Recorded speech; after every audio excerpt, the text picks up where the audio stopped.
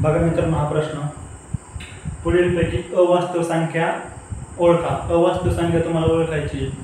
तुम्हाला अवास्तव संख्या ओळखण्यासाठी तुम्हाला एक ट्रिक सांगतो. वर्गमुळात तुम्हाला जिथे पण मायनस चिन्ह असेल ना, ती संख्या अवास्तव संख्या असते. एकदम सोपं. एकदम मायनस दिसतं ही अवास्तव संख्या आहे. पण तरी बघूया, आपण सगळे ऑप्शन बघणार आहोत. तर बघा, पहिला ऑप्शन √3 ही काय आहे? अपरिमेय संख्या आहे. म्हणजे काय अपरिमेय संख्या? म्हणजे काय? जी संख्या आपण काढू शकत नाही त्याला म्हणतात अपरिमेय संख्या. वर्गमुळात 3 हिची आपण ही काढू शकत नाही, किंमत काढू शकत नाही. परिमेय संख्येची आपण किंमत काढू शकतो, बरोबर. अपरिमेय संख्येची किंमत काढू शकत नाही.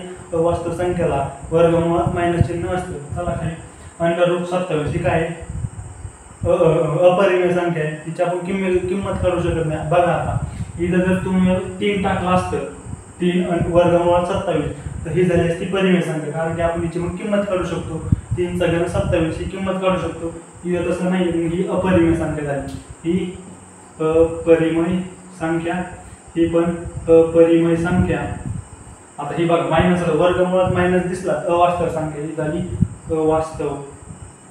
आणि या खाली 27 वर्गमुळात 27/3 ही आहे तुमची परिमेय संख्या. हिची आपण किंमत काढू शकतो. कशी? बघा, 3 × 3 3 9. वर्गमुळात 9, वर्गमुळात 9 हा कशाचा वर्ग आहे? 3 चा वर्ग आहे. म्हणजे 3 ही आपली किंमत आली. ही झाली परिमेय संख्या.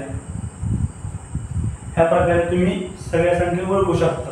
परिमेय संख्या म्हणजे काय? जिची किंमत काढू शकतो. अपरिमेय संख्या म्हणजे काय? जिची किंमत काढू शकत नाही. अवास्तव संख्या म्हणजे काय? जी अस्तित्वातच नसते. -27 ही काय? अस्तित्वात नाही. ह्या प्रकारे तुम्ही लक्षात ठेवू शकता. एकदम भारी. लक्षात ठेवा अजून एक पाय ही अपरिमेय संख्या. कारण का? पायची व्हॅल्यू आतापर्यंत आपल्याला भेटली नाही. पायची व्हॅल्यू काय आहे? 22/7 किंवा 3.14. आपण ही मानतो, ॲक्युरेट भेटलेलं नाही. पाय ही काय? अपरिमेय संख्या आहे. कमीत कमी 8-9 हा प्रश्न परीक्षेला येऊन गेलाय. पाय ही परिमेय संख्या आहे का अपरिमेय संख्या आहे? तर पाय ही अपरिमेय संख्या आहे, कारण हिची आपल्याला व्हॅल्यू आतापर्यंत भेटली नाही. चला